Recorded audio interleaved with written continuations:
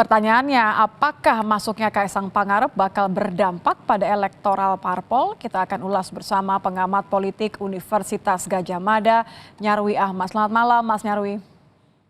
Selamat malam, Nitya. Mas Nyarwi, ini pertama semua masih tebak-tebakan. Menurut Anda, tapi apakah benar kecenderungan Kaisang ini akan masuk parpol ya? Karena ini kan berangkat dari video yang ada sosok mirip dengan Kaisang, kemudian PSI juga sudah mengklaim. Menurut Anda, seberapa besar kemungkinan benarnya dan kenapa tertariknya dengan PSI? Ya, pertama dulu ya, seberapa kemungkinan besar Kaisang masuk parpol ya? Kalau lihat gejala-gejala yang ada dan fenomena yang juga terjadi sebelumnya dan kecenderungan, misalnya entah mereka anak muda dari background keluarga elit, punya pengusaha, background pengusaha atau profesional, itu memang kecenderungannya banyak yang masuk ke partai politik, Nitya. Hmm. Apalagi misalnya kita sudah lihat sebelumnya eviden misalnya ya kakaknya Kaisang kan juga kemudian masuk PDIP dan menjadi kader PDIP dan juga mencalonkan diri menjadi wali kota Solo ya dalam Ya, impian. tapi ini kan Jadi, nggak satu partai.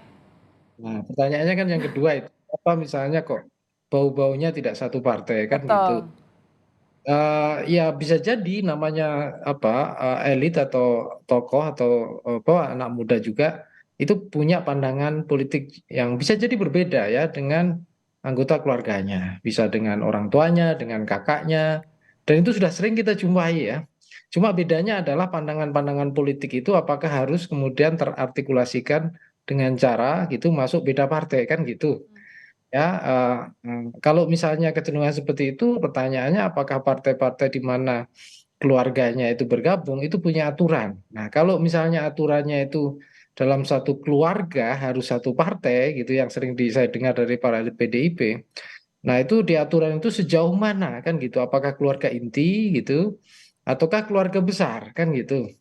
Nah, kalau keluarga inti berarti apa? Ya, berarti kalau dia sudah berkeluarga, dia menjadi entitas keluarga tersendiri. Oke. Jadi ini adalah apa Gibran Kaisang di sini adalah Kaisang keluarga Kaisang sendiri yang Oke. berbeda dengan keluarga Pak Jokowi dalam arti keluarga besarnya kan gitu. Ini mumpung Mas Nyarwi mengatakan soal aturan bahwa dalam satu keluarga inti tidak boleh ada yang berbeda karena PDI Perjuangan juga Jarod Saiful Hidayat juga menyebutkan bahwa kalau di luar keluarga inti bakal menjadi catatan bagi kader PDIP yang bersangkutan. Kita akan dengarkan dulu pernyataan dari Ketua DPP PDI Perjuangan. Di PD Perjuangan itu ada aturan, ya, ada aturan. Kita sudah terikat pada aturan, ya. Tidak boleh di dalam satu keluarga inti itu berbeda partai. Satu keluarga itu apa misalkan? Suami, istri. Oke. Suami, istri, apalagi anak. Itu ya, itu tidak boleh. Itu yang dilarang.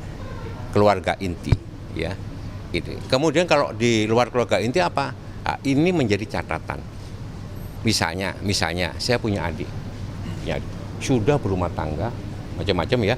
Kemudian dia menjadi pengurus partai lain. Itu catatan bagi saya. Berarti saya tidak mampu, gitu ya, untuk melakukan proses pendidikan politik, proses penyadaran, proses yang menyangkut persoalan pilihan politik kepada adik saya. Evaluasi bagi saya, ya kan? Nah, jadi ini. Karena masing-masing sudah dewasa dan partai tidak boleh misalkan memaksa-maksa orang. No. Ini mengutip Pak Jarod, katanya menjadi catatan kalau dalam satu keluarga inti tidak masuk parpol yang sama. Berarti ada suatu proses yang tidak mampu menyadarkan anggota keluarganya menjadi evaluasi. Ini kritikan untuk secara khusus kah menurut Mas Nyarwi? Ya, kalau dari pernyataan Mas Jarod tadi ya, yang dijelaskan kan kalau misalnya contohnya ada adiknya ya, artinya tidak keluarga inti, tapi kalau keluarga inti suami istri misalnya, Kaisang di sini kan sudah berkeluarga ya, Mhm. artinya sudah menjadi keluarga sendiri. Nah pertanyaannya kalau keluarga besar yang bukan keluarga inti kayak tadi adiknya Adiknya. misalnya. Nah pertanyaannya adiknya itu sudah menjadi berkeluarga sendiri apa enggak kan gitu? Karena entitas apa sosiologis dan entitas kependudukan kan kita tahu kan namanya kepala keluarga kan satu kakak sendiri itu kan. Betul, pisah kakak ya. Tadi belum terjelaskan. Tapi yang jadi poin penting di sana kan ada catatan. Nah, kalau catatan, misalnya contoh kasus di sini Kaisang. Nah, Kaisang kan tentu anaknya Pak Jokowi, ya, yang tentu bukan Kaisang tentu saja yang jadi catatan kan gitu secara implisit. Nah, ini tentu saja ya saya kira ada harapan lah ya, ada harapan dari tokoh-tokoh PDIP kalau saya lihat ada statementnya Mas Jarod itu bahwa Kaisang itu ya tetap menjadi kader PDIP kan gitu saya lihat. Makanya tadi ada saran saya juga simak dari rilis yang lain itu kan supaya ojo ke susu, ojo gerusa-gerusu kan gitu. Jangan asal masuk partai. Tapi gini ya Nitya ya, di Indonesia ya para tokoh atau para elit gitu ya, ketika bergabung ke partai politik itu saya lihat ya memang juga ada kecenderungan ada mereka yang konsisten ya dari awal sampai akhir itu masuk partai yang sama. Ada juga yang berpindah kan gitu. Mhm. Di PDIP juga banyak tokoh-tokoh yang sebelumnya dari partai lain. Sama persis banyak juga para tokoh yang sebelumnya di PDIP gitu juga kemudian bergabung dan membesarkan partai lain. Yang paling contoh paling banyak itu di Golkar. Ya banyak para tokoh-tokoh gitu di Partai Golkar malah mendirikan partai politik. Ada Pak Surya Paloh, ya Nasdem, ada Pak Prabowo sendiri, ya di Gerindra dan beberapa yang lain. Nah, belum lagi ya kadangkala juga banyak itu tradisi di keluarga besar yang saya lihat misalnya di keluarga besar Nahdlatul Ulama itu para ulama ya itu banyak itu putranya ada yang di partai A, yang satunya di partai B, partai C itu hal yang Ya. biasa juga gitu ya. Nah, artinya begini, memang partai memang punya aturan dan itu juga saya kira sudah bagus lah. Karena apa? Karena kepartean di Indonesia itu ya pelembagaannya sangat lemah ya Nitya sampai hari ini gitu.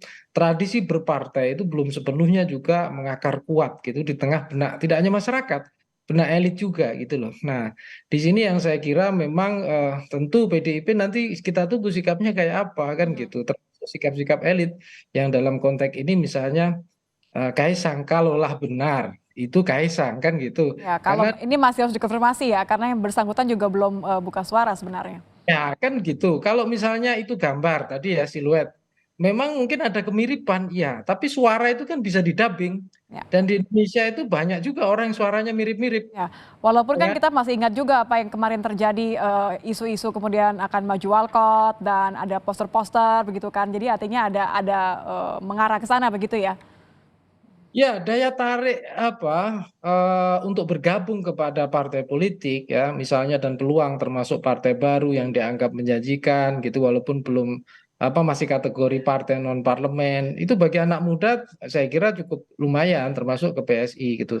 Tapi misalnya gini, apakah harus dengan bergabung ke PSI misalnya kalau Kaisang itu pengen tak taruh kata kayak kemarin maju ke eh, pilkada Depok misalnya Mhm. begitu ya. Apakah PDIP tidak cukup kuat? Itu keluarganya banyak juga di PDIP seperti Mhm. itu. Nah, kalau seandainya ke PSI dan itu kemudian dan ini kan akan memunculkan spekulasi ya. Kalaulah benar ya, tadi ya anggap saja begitu misalnya asumsinya. Spekulasi yang saya kira itu mungkin kontraproduktif ya terhadap Pak Jokowi sendiri kan gitu di mata kader PDIP kan gitu. Ya. Tapi di sisi lain juga akan memunculkan indikasi-indikasi yang mungkin spekulasi yang lebih besar ya terhadap politik nasional bahkan. Contoh misalnya beberapa bulan lalu mungkin Agustus ya PSI kan mengindikasikan dukungannya kepada Pak Prabowo kan gitu. Betul. Nah, ini kemudian orang bisa aja mengait-ngaitkan. Nah, apakah dengan bergabung ke PSI ini arah ke Pak Jokowi support Pak Jokowi Pak Prabowo makin menguat. Misalnya kan orang bisa spekulasi seperti itu. Atau jangan-jangan ini kemudian salah satu bentuk komunikasi politik yang ingin disampaikan juga dengan PSI?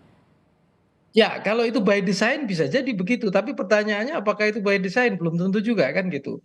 Kan kita di satu keluarga itu belum tentu loh Mbak Nitya bisa sepenuhnya ngontrol atau ngatur-ngatur keluarga, anggota keluarga, adik kita, kakak kita. Belum tentu juga gitu loh. Masing-masing punya ego juga bisa jadi gitu loh. Jadi ini juga belum tentu ya. Tapi misalnya orang bisa aja itu punya spekulasi kan. Nah, ini yang kemudian yang dikhawatirkan kan kalau spekulasinya sifatnya negatif. Contoh misalnya beberapa kritik yang sebelumnya bahkan sempat muncul ke permukaan itu kan kemudian apa momentum misalnya Pak Jokowi menjadi presiden itu, nah kemudian kan dimanfaatkan peluang-peluang oleh para keluarganya misalnya begitu ya, untuk kemudian ikut bermasuk dalam kontestasi politik pilkada dan memenangkan beberapa tempat misalnya begitu dan itu dianggap pengembangan bentuk dinasti politik Ya, baru. ya. Kan gitu. Apalah itu kalau dalam satu partai mungkin partai yang bersangkutan, dan itu kita tahu PDIP, tokoh PDIP banyak menjelaskan, oh itu hak kok setiap orang bisa mencalonkan, rakyat juga yang menentukan. Kalau terbukti menang berarti rakyat mendukung, kalau enggak berarti enggak kan gitu. Oke. Nah, kalau kemudian beda partai, kemudian kan orang punya spekulasi yang lain. Ya kan, spekulasi yang misalnya contoh, wah ini memanfaatkan partai mana aja, kendaraan mana saja, yang penting bisa berkuasa. Nah ini yang lebih lebih spekulasi itu yang lebih buruk lagi ya. Apalagi kalau kita dengar kan Pak Jokowi juga secara tidak langsung mengatakan sudah memberikan restu gitu ya. Artinya dengan semua pernyataan-pernyataan secara tidak langsung ini, menurut Anda ini pertanyaan terakhir, apakah kemudian sosok Kaisang ini mampu begitu dijamin meningkatkan elektoral bagi PSI khususnya ya, karena yang mengklaim adalah PSI? Ya, ada dua poin yang mau saya sampaikan dari pertanyaan kamu ya. Yang pertama kita harus pahami konteks juga. Pak Jokowi di situ mungkin sebagai bapak ya kepada anak. Nah, jawabannya wajar dong. Kalau anak minta restu apapun kan masa orang tua nggak jawab kan gitu. Apalagi sudah berkeluarga. Maka ada tentu kebebasan orang yang sudah berkeluarga yang tidak bisa sepenuhnya 100% diatur orang tua. Itu satu. Itu juga bagian dari demokrasi dalam keluarga kan gitu.